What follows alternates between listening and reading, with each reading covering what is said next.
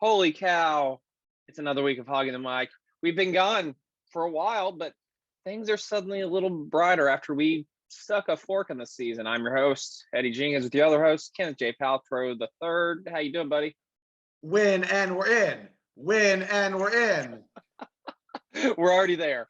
This is so familiar with this team. So familiar. This is the only way they go to the playoffs ever. Here we go. How about you, Max? How you doing, buddy? Yeah, I was just going to say we're a second half team. We're either a first half team that collapses or a pre-collapse or a pre-playoff collapse in the first half of the season, and then we turn it around. It just makes no sense. Here we are, on a winning streak. I guess 2 is a streak, right? Can that be defined as a streak? For us, that's the season. We're like basically 16-0 right now. We're basically taking that win back against the Dolphins from Super Bowl 7. We're not going to quite get to 13-3, but we could make the playoffs. Yeah, not 13-3 at all. I'm happy to admit that I was wrong on that one. I came in with youthful enthusiasm. I wanted to believe. I was lied to by this defense. But something weird about the defense, 2 of the big heavy hitters on that line, 2 of the big heavy hitters on that side of the ball in general, Sweat and Young done for the season, maybe could go into 2022 unless he's got superhuman healing abilities like somebody else we know of, after he tore his ACL in the Tampa Bay game. So with some of the joy comes some sadness, but the defense seems to be playing better without those guys. Direct correlation from moving Landon Collins from that safety position, just like when he got hurt last year, magically better because our defense doesn't have a gaping hole in the backfield. And that maybe that's something more to do with it than even losing Young and Sweat. It's the fact that Collins isn't really just exposing the defense's biggest hole, and that's him in coverage. He's fine otherwise. He's semi-decent in the run. Like, he's played well as a linebacker. I'm sure that probably chaps his ass when you call him that. But that's what he is. He's playing the linebacker position right now. He's not a safety, and he's also not a safety. Would you rather be a mediocre linebacker or a garbage ass safety? I hope he decides mediocre linebacker is what he wants to be known as. At least this season, because I don't think they keep him. I don't think you can justify keeping him on the team. I don't know what it's going to cost in cap money.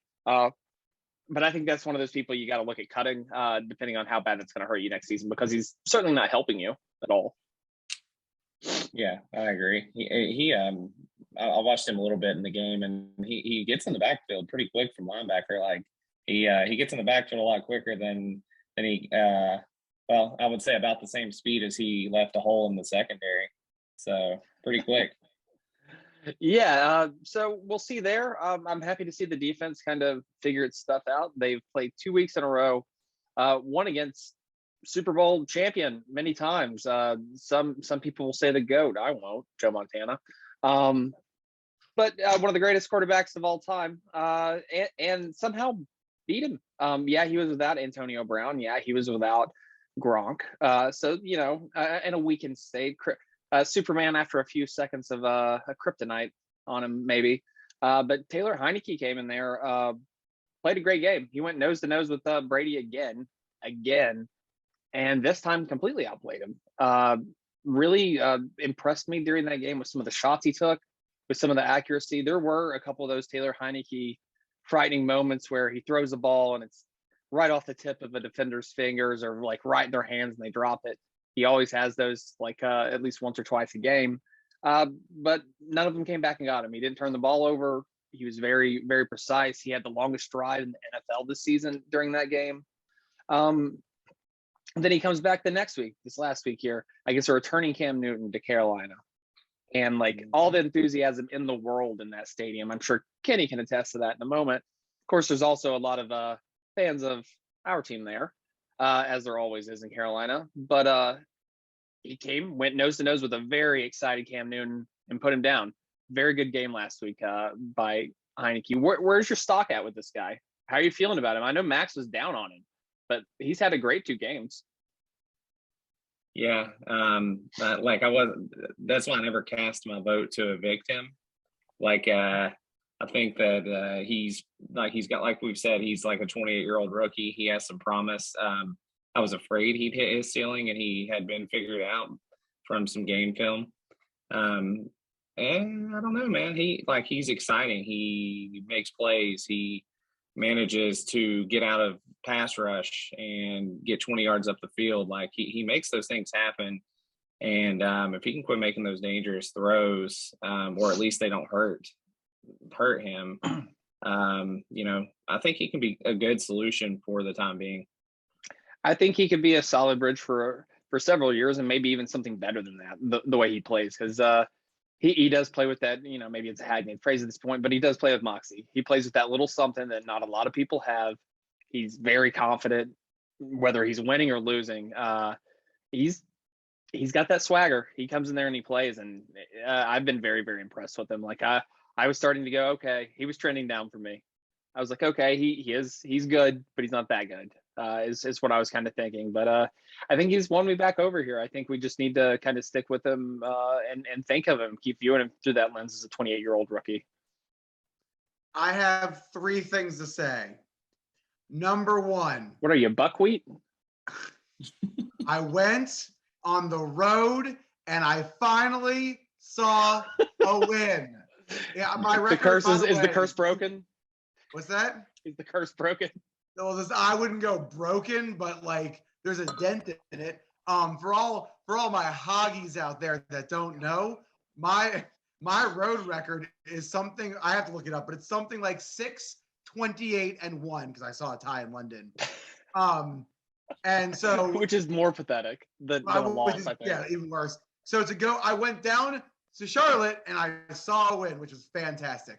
Number 1. Number 2, and kind of 3 together. I know that we kick people off the island when we lose because we're all sad and we hate them, but I'm going to reach my hand into the water and drag lifeless corpses back onto my island, one being Jack Del Rio and one being Taylor Heineke, because our defense is good. We didn't murder Heineke yet. Del Rio's dead, though. I did. I shoved them off. We all have. Well, maybe we all murdered Jack Del Rio. I think the last time we did this, I just put my foot to Heineke's butt and I just kicked him off the boat and tied an anchor to his feet. And you know what? I apologize because the last 2 weeks, that red zone worries that I had, that's not happening. We're actually scoring the red zone. We're putting up points. Our defense is playing well. We've beaten an incredibly good team in Tampa. They were coming off a bye week too, we're injured too. Everyone's injured. Not an excuse. And then Carolina, I'm not sold on them. I think on paper they might still be better than us. Defense is good. Their defense is good. Defense is they great. have a top 10 defense for sure. Yeah, and the way he performed against them is the most like a wow part for me. Right. There were a couple plays where the one that sticks out to me the most, it was I believe it was 4th and 3, and Heineke rolled out of the pocket to the left. He stopped, because there was no one open. 3 guys are sprinting at him, and he was like, well, and he gets destroyed and found a guy cutting across. I think it was McKissick. It might have been Bates. Yeah, he threw that weird kind of sidearm under throw. It was like, you probably shouldn't make that pass, but again, it's one of those Favre type plays. And zero. And it was right. And ESPN would set the building on fire if Mahomes had done that. Yeah. Right. So it was a 4th down play. I have no problem doing stupid Favre passes on 4th down because it was that or nothing. And it was completed. And that led to a touchdown drive. I believe that was in the 3rd quarter that led us to take the lead. Heineke if he plays like that the rest of the season, we're making the playoffs as long as our defense also plays, which is asking a lot of this team. But I'm still not giving my hand out. I'm not reaching my hand out to Jack Del Rio just yet. We'll see what he does this week. This is one of those games on paper where you see it and you see the record and you see the momentum behind our team currently. You got to win it. Like, I mean, most of these games are must wins from now on. Yeah, But I think they've got to be smart about this. They've got to look at this, and they've got to show some consistency, and they haven't shown that most of the season until these last two games. yeah, for sure. And I want to go back to what Kenny was talking about, the 4th down and 3. There was also a 4th down and 6. Like, they're going for these because Ron has faith in Heineke to make the plays. I mean, I think it was the 4th and 6th play was like we were up 3, we were barely across the 50, and it's the 4th quarter, and you don't get that. They're in a good position to at minimum tie the game, and we got it. And that just says a lot about how Ron feels about Heineke. And do you think that he's earned some of this maybe trust from Ron here after the past few games? Like, is he there now? Where previously we'd seen him and he kind of looked like he'd been handcuffed. It looked like he'd been in that kind of game manager situation from Ron. Do you think he's like gained that trust from him, from Scott Turner, from everyone on the team? I think he had a lot of his teammates' trust, but maybe he didn't have his coach's trust just yet. Yeah, I think the whole no, team I do. Yeah, I think the whole team is finally like this year rallying behind Rivera again. I mean, the first year to me was the whole cancer thing, which kind of got the team like, all right, if this guy can do this, we can rally around him. And I think it was a lot was based on that. This year, it seems football wise, they're finally rallying around. I'm like, ooh, your plan's working. We're banged up. We were dead in the water again. Like last year we were 2-7. We made the playoffs in a ridiculous division. This year we're 2-6, and we are legitimately a game out of the playoffs. The rest of the NFC is pretty bad this year. It's very top heavy this season, but make the play. The point is to make the playoffs. Doesn't matter how you do it. No one will ever question you in 50 years from now if you won a Super Bowl at 7-9. Like if we did it last year, 20 years, no one ever says that. The Redskins won 2 Super Bowls with replacement players. That's not talked about. It's just win a Super Bowl. I mean, strike seasons, yeah, for sure, and shortened. Yeah, exactly. I mean, making the playoffs last year, maybe we've definitely questioned it ad nauseum here. Like, should they have done that? Was that more detrimental to the franchise or not? But they won it. They won the East, and it was a historically bad year. They were still the champions of the NFC East, and I take pride in that. And that at the end of the season, that felt. Save that for the later. You got to get your pick pop. But I'm proud of it. I was happy about it. Can they do it again this year? They don't have to do that. They could make the wild card spot with how bad the NFC is overall. And I didn't really notice how bad the NFC was overall until after the Carolina game. Yep. I didn't notice how bad Seattle was until I figured they were at least decent. I know Russell Wilson has had some injury issues, not like a lot of bad ones, but not a lot of good ones. Like, what is his finger hurt right now? Is that what's been keeping him out? Something like that? Yeah. Good thing he spends $4 million or whatever on himself for his nutrition a year or whatever bullcrap him and his cuckoo wife talk about. I don't know. Like this season is getting wild. It's the typical time for when this team historically picks itself up by its bootstraps. It somehow marches itself over that line. So we'll see. I will say like 3-4 weeks ago, like I was looking at this Monday night Seattle game and I'm going, that game is going to be like meaningless. Nobody besides the fans of the teams are going to care about that game. Now all of a sudden it's a huge game. Like if we win this, there's some real playoff implications. If we lose this, it kind of puts us in a pretty deep hole. So it's important. Exactly. And if somehow they can get to those last 5 games, that like gauntlet of death that is those last 5 games. And I say that, and maybe it kind of isn't, but it is, because it's teams that know this team better than any other teams in the league. You build your team around your division and to play these games. Can they make it through that gauntlet? And we talked about this a few weeks ago. If they had lost all their games and they come up to these last 5 games and they'd won them or put up a pretty good record, we were going to be fairly happy with the season and be like, well, at least, they've made some sort of progress here in the last. They beat a lot of teams in their division. They finished a little bit better than we thought they were going to. They might be able to do better than that. They might be able to earn a lot of respect if they can do something historic. And I don't think that has a team ever beat 5 divisional opponents in a row. on the way to Has the the team playoffs? ever had 5 divisional opponents scheduled before? Probably not. No, because the No, I don't NFL think loves so. to do the things that never happen to this team in the schedule. Right. It happens every year. Well, Every but like Yeah. so with the schedule, what I'm looking at right now, we started off the schedule, and even in hindsight, the first half of our schedule is bananas how crazy hard it was. And we played like absolute dog poo because some of the teams we did play did not play good games and we still looked like crap. And Yep. saying that, I'm looking at this Seahawks, 5th worst team in the NFL right now, which is insane to say. The Raiders falling apart. Now they just beat the Cowboys, but the Cowboys look like they took a step back. And so I'm not that impressed with the Raiders, who we have next. Then we have 2 against the Eagles, who are mediocre at best. 1 against the Giants, who was a trash team. 2 against the Cowboys, who are good but struggling right now. Are they real good? Is the question. Like, right? They pendulum swings one way, then it swings right back the other for Dallas, and it seems like they've been like that for years. Now, in saying that, we are probably at best a mediocre team right now. Who's going to be hot during this stretch is who's coming out of this. Right now, 2 games, we got momentum. We ride on this, good things can happen. For sure. Yeah. Who does Dallas have next week? Eagles, I think. That sounds about right. Give me a second. I can look that right up. It's like it's hard to cheer for anybody there. It's like I knew if Dallas lost this and then Washington wins out and they beat Dallas twice, which is again a lot to do there. That could be wild. They're in New Orleans. Okay. That might be tough.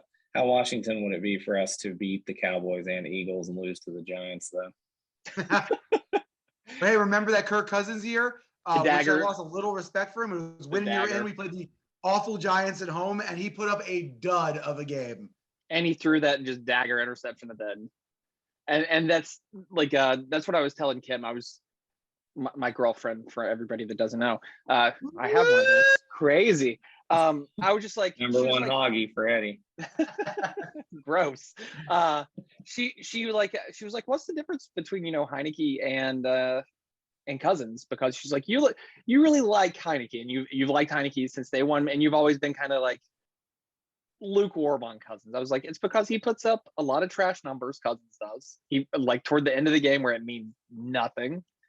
He's doing great this year. His numbers are fantastic this year, but he puts up a lot of trash numbers, and he's the least clutch person ever.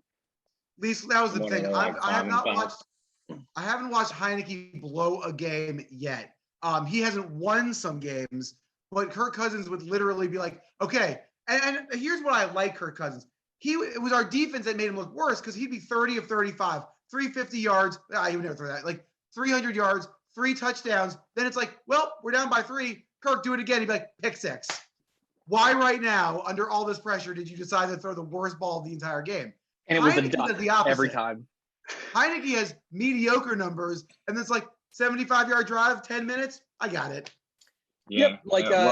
Like the Atlanta game is the perfect, I think, difference between the two. The guy's clutch. It was like, hey, we need 2 touchdowns. He's like, sure, let's go do this. We'll figure it out. And sometimes he does, sometimes he doesn't. Now, Giants game.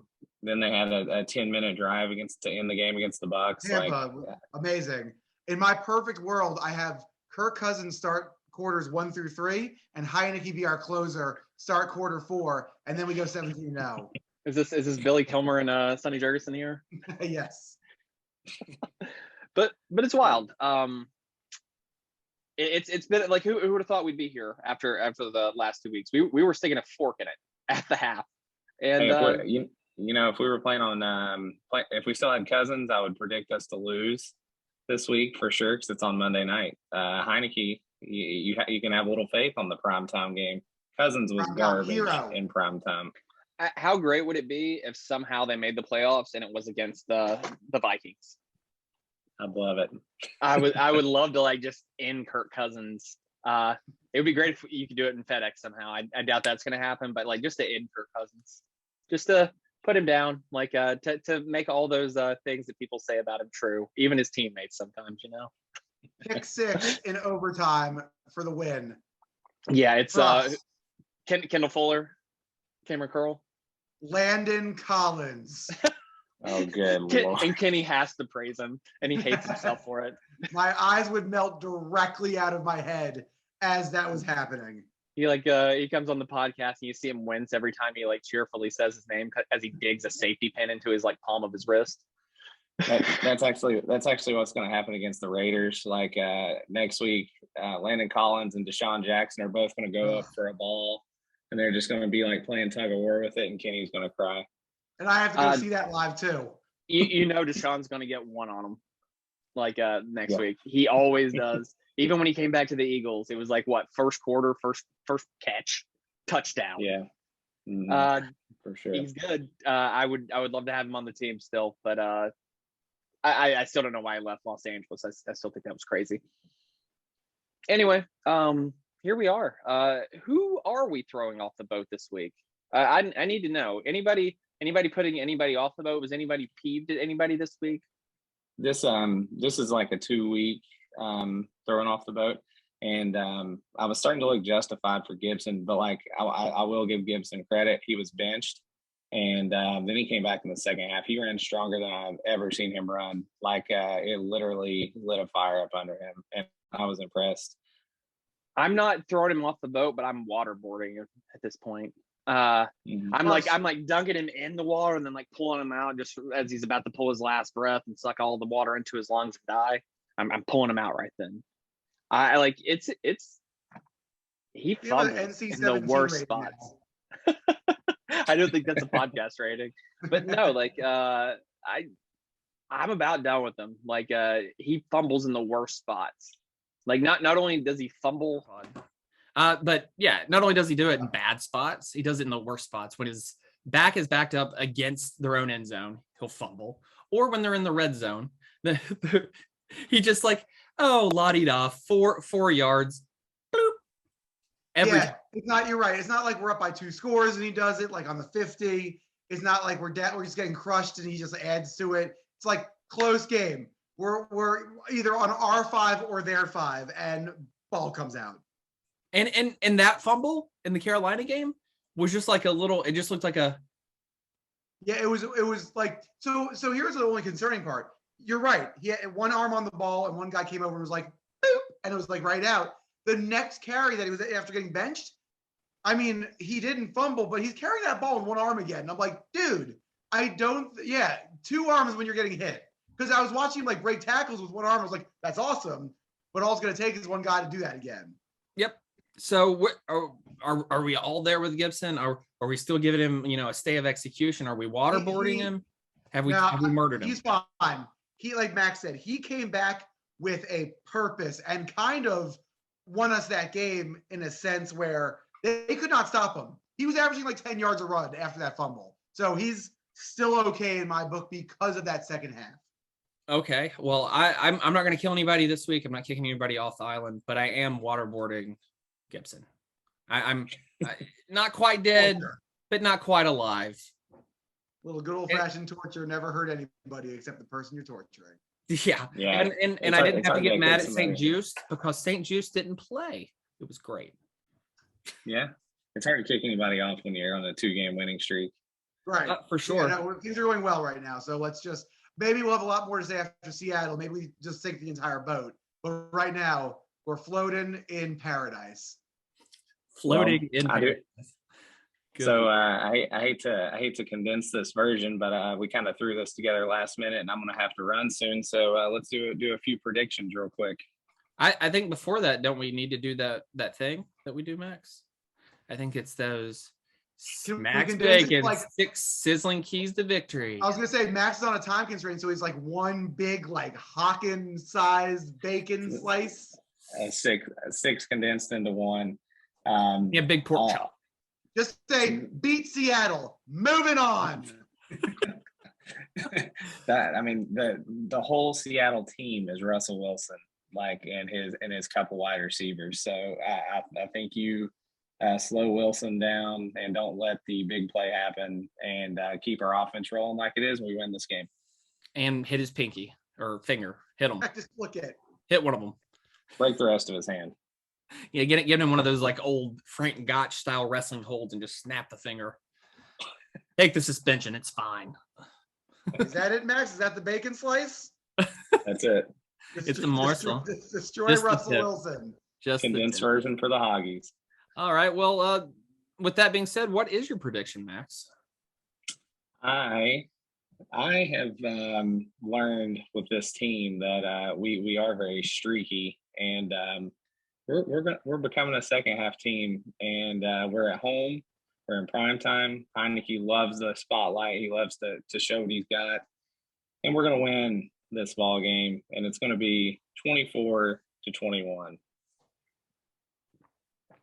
Okay. Look at the brave man over here. How about you, Kenny? Go, put the hat on. Get your pop. Before I say anything, Max, can you give us some standing updates?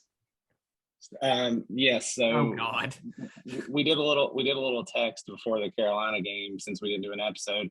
We all predicted us to lose incorrectly. So it's still Kenny. I'm actually doing the Zoom on my phone, so I can't look at it. I know that you are one up on me and Eddie. Confirmed on that. Me and Eddie are tied. Okay. In saying that,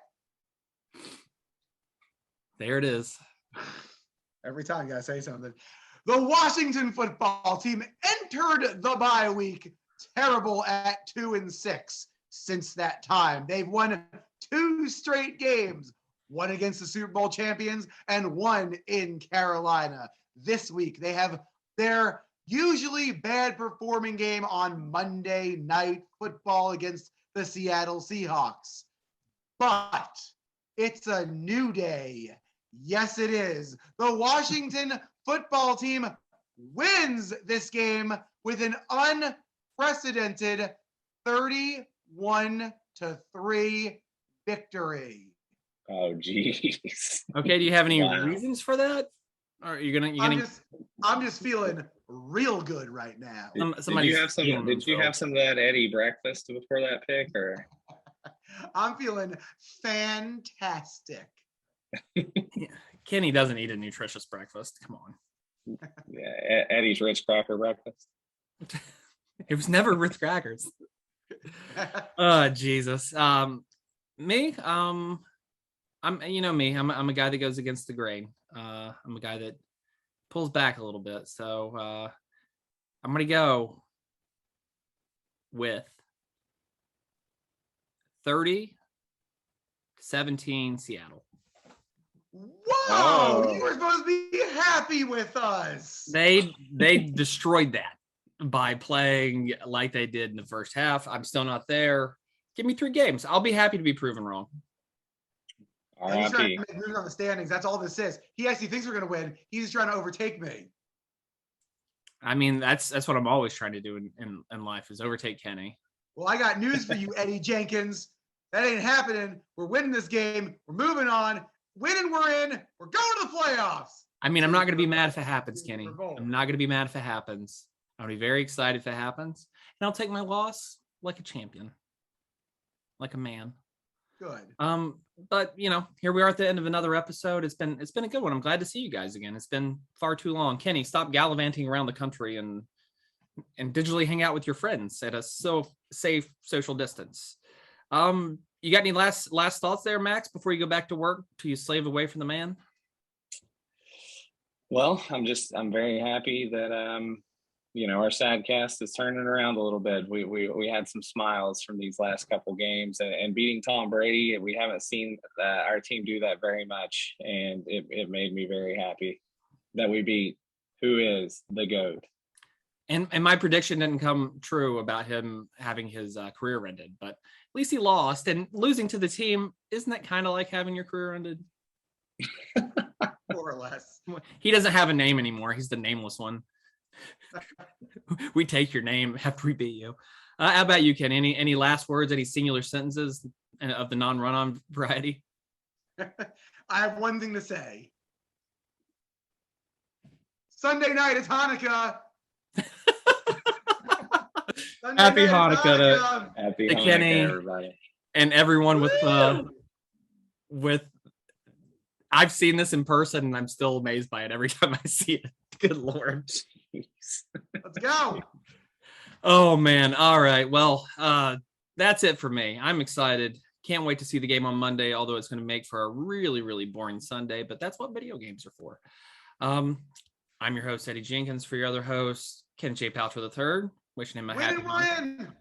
And Maximum Bacon Jr. saying, remember, the way I see it, if you want the rainbow, you got to put up with the rain. See ya.